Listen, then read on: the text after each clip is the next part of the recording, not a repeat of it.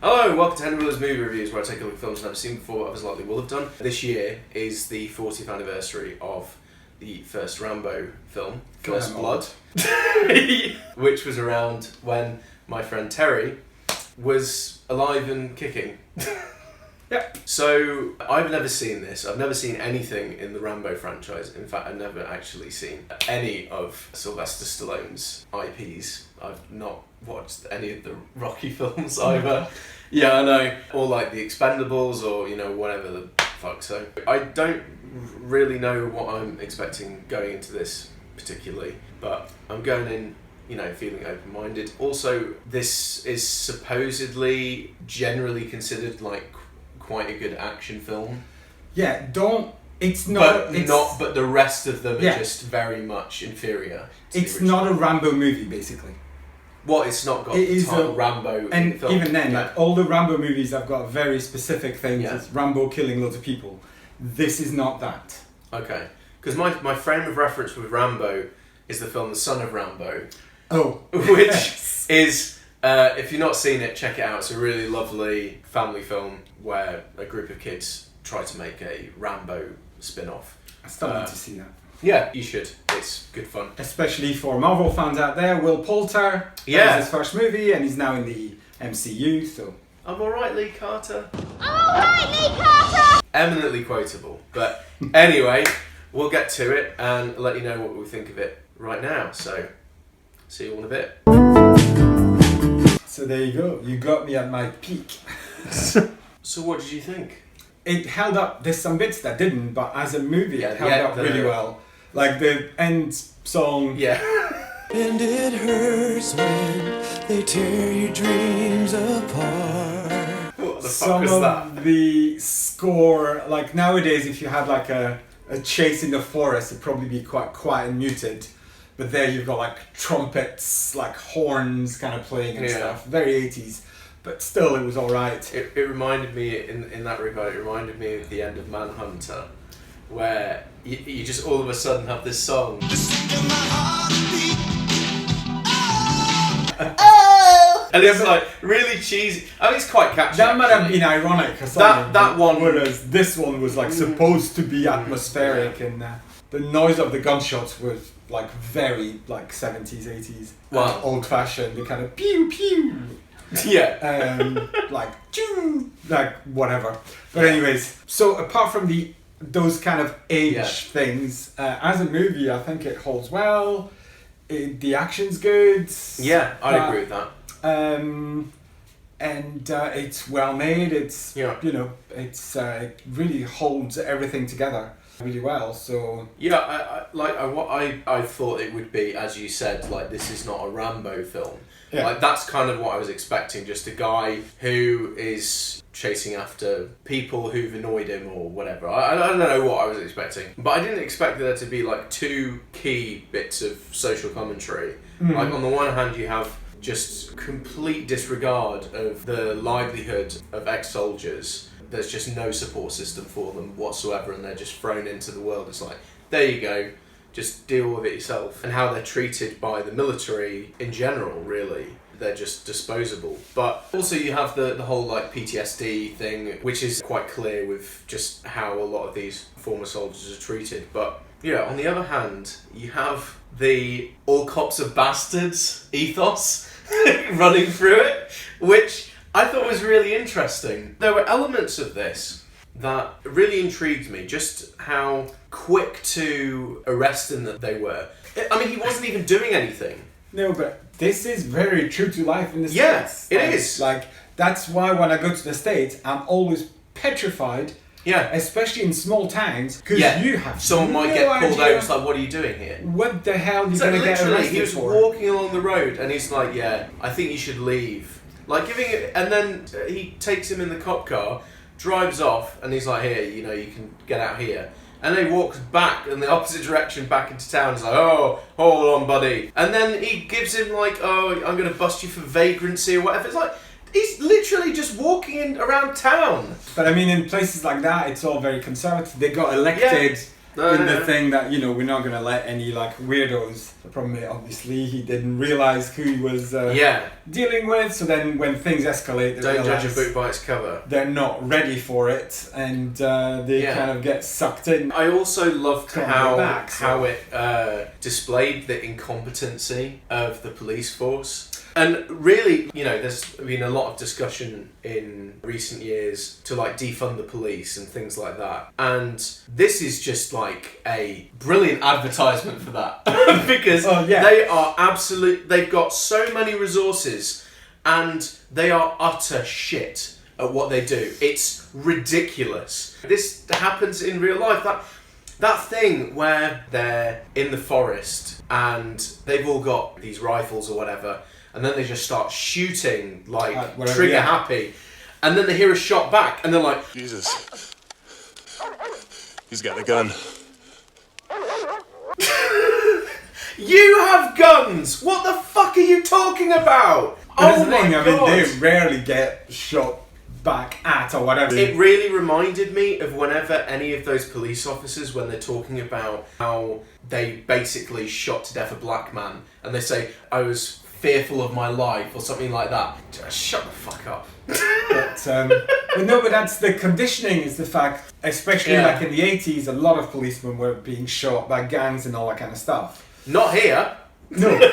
Well, no, not in the middle of fucking the Pacific. Oh yeah, Northwest. not up there. But then it kind of like, it still transpired to like the whole kind of ethos of the police is like, you know, shoot before you get shot at. And a lot of the time, you know, it's very relevant to now. But I mean, apparently from the book, they made it from the police. Oh, it's based on a book? Oh yeah. Oh, okay. I didn't realise it was an adaptation. It's the police in the book, whereas here they want to make them even more incompetent, because the sheriff is literally someone that's elected that might have no training in law enforcement. So I think they just didn't want to insult the police in the movie, but you know, if you made it into the sheriff, it's people off the street that swear to become deputies. Like they don't have to do any training, any law enforcement stuff or whatever. They've got, you know, they get like a basic kind of training about how to do the admin for stuff. But then that's literally kind of it. Yeah, it is remarkable because they do have this ridiculous sort of inventory of weapons. Yet it's this tiny, small town, and you look at the police station compared to the buildings in the rest of the town. It just looks so nice and large. You don't fucking need that to police such a small amount of people. No. It's just completely unnecessary. But they say otherwise, so... Yes. I mean, but that's like a very American thing. It's always been the whole thing in like law enforcement. Again, because there's been loads of crimes in some cities. The problem is the more police they throw at stuff, they still have the highest crime rate of any westernized country. Just get rid of the guns, guys. It's not. It's like, but obviously that's we could do a whole video on that. But so that's not what. But no, as a movie, it held up. I remembered crying at the end the first time I saw it. I was like 14. And I wasn't really crying at movies, and I always remember I was like bawling at the end of this, and I was like, oh, at least I know what's going on. But I had my throat tightened and I was ready for a cry at the end of this when he says, I couldn't find his legs, man. I can't find his fucking legs. Yeah, that is a good bit of acting. Probably it's a good like scene. Stallone's best bit of acting of his career, although he does have some good bits. Yeah. But in this, like, that last scene is very striking, and it wasn't in the original, because in the book, and the way they shot it, close, like to be faithful to the book, he gets shot at the end. Oh, okay. By the colonel, because the colonel's the only one that can get close enough to him. Killed? Yeah, shot and killed. Oh, so there's no other book then? It's just based on this one novel. It's like it's a one novel about, you know, veterans. I thought it was going to be like a police brutality. Like a serial. So, because I knew they changed the ending, but I thought it was because they thought they might make a franchise. But apparently they had no idea how this was going to do, so they only thought the franchise afterwards. but it's because of This test. doesn't scream franchise to me at all. No, but that's the thing. It's not like the rest. Yeah. That's why the rest of the Rambo movies have got nothing to do with this. It's just the same character, but then he's suddenly like running around the jungle throwing explosive arrows at people. It's just like whatever. But yeah, so it's because of test audiences. Like they showed the normal end, and everybody was bummed out, so they had to change it. So in fact, that scene wasn't in the original thing, because at that point, like, he goes into the police station, apparently he gets shot by the sheriff or the chief of police in the book, and then while he falls down, he shoots the chief of police that gets injured and falls down as well, and he's just about to finish him, and the colonel comes from behind him and shoots him in the head. Oh, okay. And they did something similar to that in the movie. And again, like the audiences, so they thought they'd change it for that. Yeah. And then afterwards, they were, money-wise, they were very happy that they didn't shoot it, because even though this is like a proper good movie, the critics were very good with it and all that. Even in France, it was like, it's Stallone. But at the time, Stallone was kind of like still respected, because he'd only done Rocky, and he'd done like that movie about the gangs in Queens. So he'd done like some reasonably good movies, because the French love to super analyze everything, the whole thing about the Vietnam War. So I learned about more the Vietnam War in like the run up to this movie. I mean, there is a lot to analyse in this film, than I ever had before. So, it was well expected and it got well reviewed, but then obviously it made very little money compared to what all the other Rambos made. Oh, really? It wasn't like a big hit? No, it was more with the critics, but it wasn't like a So what smash made them hit. do... No, there's the I'm trying to think of the chronology. The second one The second one is... No, I think it's Rambo, First Blood Part 2 or something Oh, like yeah, that. something like that, that's it, yeah. Or maybe it's First Blood Part 2, I don't know. No, And it then was the third one, I think, is Rambo 3. Yes. And then there's Rambo. And then there's another one. No, isn't that the very last one called Rambo? I But don't- anyways, it like they doesn't kind of matter. went back to like basics, but it's still just a shit. When they reissued Rambo at the time of the DVDs and streaming and all that, they added Rambo First Blood. Okay. It was never called Rambo. Like the franchise of action movies was called Rambo. This was First Blood. It was always First Blood. Yeah. And then when they started selling like Box sets suddenly and there stuff. was enough to make a box set and stuff. Yeah. They actually rebaptized the movie as Rambo First Blood. Yeah, they've done that with Indiana Jones as well, with Raiders of the Lost Ark. Yes. There's another couple of movies like that. I remember. I can't remember which ones, but they did that. They added the name of the follow-ups. Obviously, I mean, Star Wars suddenly had Episode 4 at the end of it. Yeah, A New Hope. Yes. It's such a shame that it gets put in there with all these other like... Yeah, I mean, that's snappy what I action was movies, but- thinking that it was. I just thought it was just going to be just mindless schlock. But with Rambo, it's like a complete cut-off. So they literally remember this movie as just the actions where he starts shooting people. Yeah. And they went with just that. Like, everything else is gone. Like, no social commentary. There's no subtext or anything. No, there's a couple of times... So once a movie, the Richard Crenna character comes back. Right. The same actor. And does a kind of like What, the guy who plays exchange the with him. colonel? Yeah. Right, okay. Comes back and they do like an exchange about, they forced me to do this or whatever, as a callback to the original movie or book, and then that's it. The rest of the time it's just him like shooting people.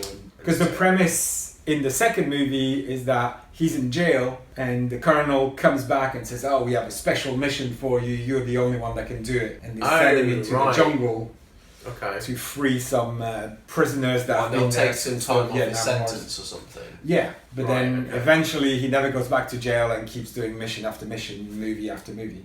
Right, okay. So...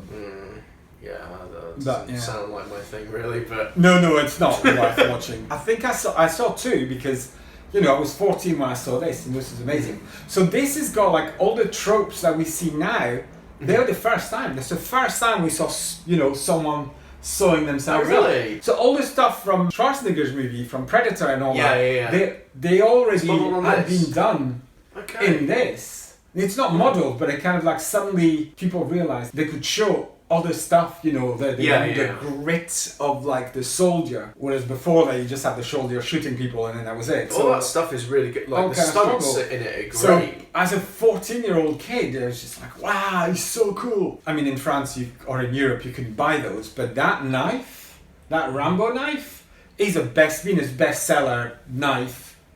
Like in the world, like in America, but probably the only ones buying. So like suddenly there was like in the newspapers in France, they were saying that everybody in the States were buying like a deer hunting knife. It just became like a phenomenon. Yeah.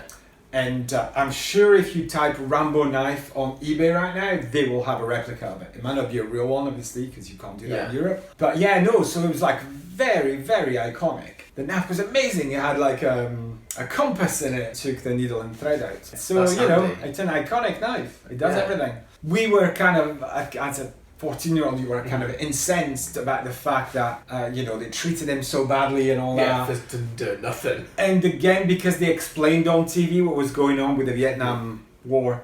I grew up, the Vietnam War was still going on, it was still on the news. Yeah, But, I suppose you it know, would it be, was like yeah. 8 or 9 when it finished, like in 73, 74. But I remember seeing on TV and I remember them announcing that it was kind of over. And then suddenly all these movies Or that started the USA coming out. lost. Well, they weren't really saying it like that in the news that I remember. It's all the movies that started making it that. As far as, you know, the news were concerned, it's like, you know, the US had decided to withdraw from Vietnam. Yeah. And we weren't really exposed to all the protests and all that kind of stuff. I really I suppose, yeah. only found that out later on in movies. And this, I think, was the first one that really like That brought really it kind home. of, yeah. Like Yeah, to we're a big talking audience. about people like lecturing him about, you know, what he did over there when... And I come back to the world, and I see all those maggots at the airport protesting me, spitting, calling me baby killer and all kinds of vile crap. I don't know for sure, I mean- but he most likely was drafted and he didn't have any choice in the matter. Yeah. Who are they to protest me, huh? Who are they? Unless they've been me and been there and know what the hell they're yelling about. But Apocalypse Now, I think, came out before this. Yeah. But I was like 11, so you're not going to go and see. So, you know, it's like Especially this with was some of the the stuff in first kind of Apocalypse like, Now. that teenager could see really about the Vietnam War. Yeah, I suppose so. But then you kind of heard about this, and then the news were kind of talking about that. But when Apocalypse Now came out, we knew it was like a great movie and everything else. Yeah. But bizarrely, they didn't talk about Vietnam quite as much in my memory as a kid. Palme d'Or winner, incidentally. Apocalypse Now. Oh well, they actually got one right then. So was Paris, Texas, wasn't it? Yeah, and Taxi Driver as well. Well, yeah, they got a few ones right. And those days, they also had the Oscars mostly right. Well, yeah, that's just coincidental because the best films were being made were in the US, like the new Hollywood era. That's really the only reason. No, but I mean, like, even the Oscars mostly taking into consideration only American movies. Because, you know, in some of the last few years, Well, there even hasn't back always then, been the they best used movie. to, in the 60s and 70s, they used to honour films in, you know, like directing, writing, you know, even acting categories, and sometimes Best Picture with films that weren't in English.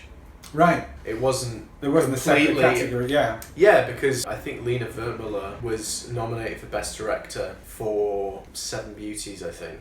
It's an Italian film, and I think she was the first woman to ever be nominated. Oh, wow. And that was like the mid-70s or something like that. Okay. Ooh, I don't But, remember that. um, But again, yeah, yeah. I was quite little. But yeah, I do remember, like, I was like 10 years old, but I remember when Rocky won the Oscar. I think that was the first time that I kind of heard about the Oscar. Well, I'd always been into movies, so I knew, but this is the first one where I knew, like, at the time that, I mean, I'd never heard of Raging Bull until, like, my 20s when I started getting into, like, cinema even more, or probably in my late teens. The movie that everybody was talking about was Rocky, and everybody saw. That was the movie. Raging Bull was nothing.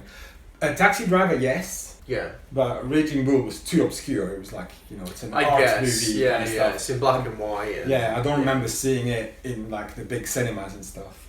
Taxi Driver, definitely, I remember the posters. I mean, this came out in the time of like, that's randomly made me think of Kenny Loggins, because that's obviously who they wanted for the song at the end of that. That made me look back at Flashdance. I know it's not the same, but you had these iconic movies at the time because there wasn't as much. Yeah.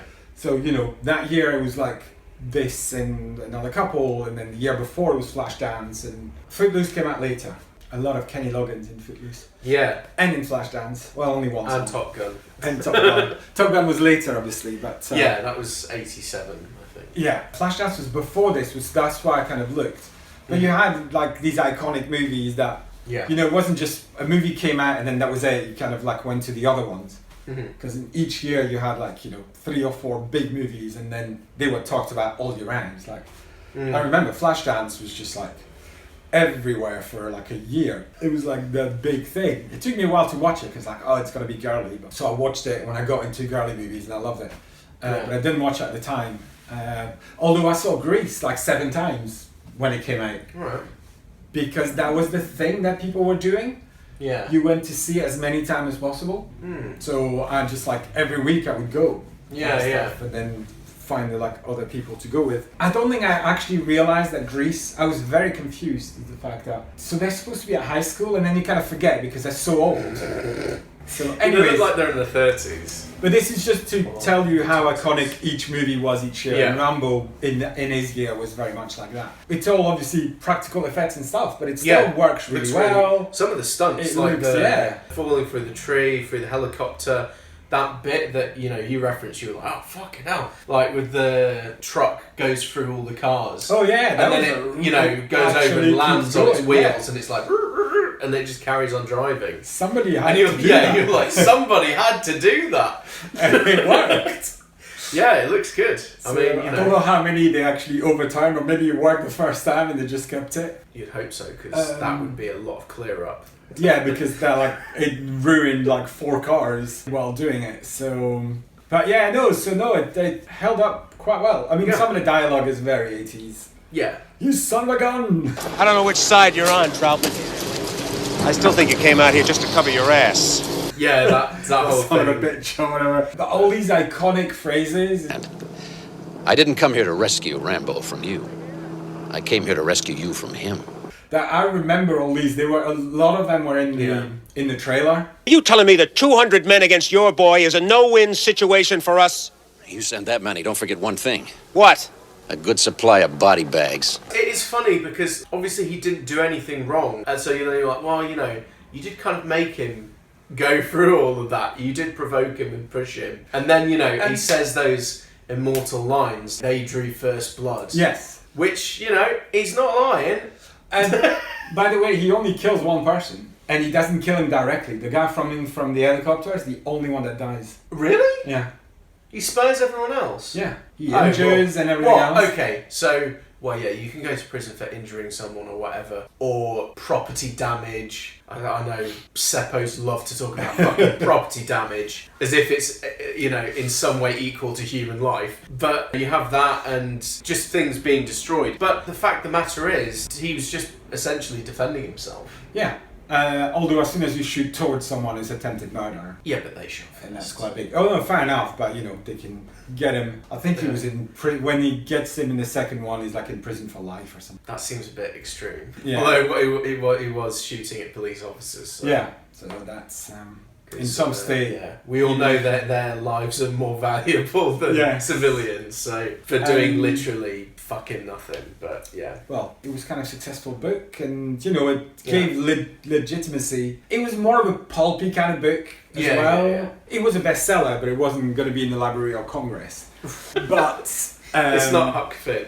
No, but although more happens in this than in Huck Finn, but there's probably less nuanced satire in this than in Huck Finn. You know, even just if you want to watch it, it's like an action movie where you really care, basically. Yeah. So yeah, the action, it's not all about the action, but the action is great. Yes. And you actually get invested agree. because you're like outraged and everything else. So that's, you know, what a good kind of movie should do, like an action movie, something like this, where you really, really care. It still holds up again because most of it is practical and it's just like, you know, these people jumped off a helicopter probably onto a net, but nowadays you probably wouldn't be allowed to do that. Yeah. So, scores?